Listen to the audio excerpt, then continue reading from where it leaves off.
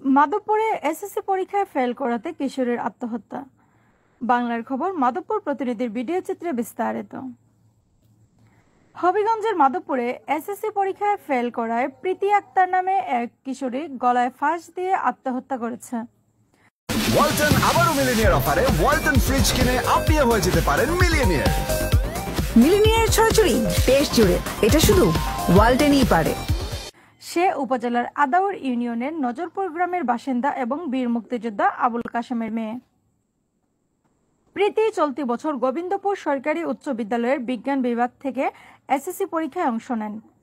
বৃহস্পতিবার দুপুরে ফলাফল প্রকাশের পর জানা যায় সে পরীক্ষায় উত্তীর্ণ হতে পারেনি। এ খবর শুনে মানসিকভাবে ভেঙে পড়ে এবং নিজ বাড়ির বারান্দায় গলায় ওড়না পেঁচিয়ে আত্মহত্যা করে। পরিবারের সদস্যরা জানান, ফলাফল জানার পর থেকে প্রীতি ছিল চুপচাপ। হঠাৎ তাকে খুঁজে না পেয়ে বাড়ির বারান্দায় ঝুলন্ত অবস্থায় দেখতে পান স্বজনরা। পরে মাধবপুর থানায় খবর দেওয়া হয়। মাধবপুর থানার পুলিশ পরিদর্শক তদন্ত কবির হোসেন ঘটনার সত্যতা নিশ্চিত করেছেন।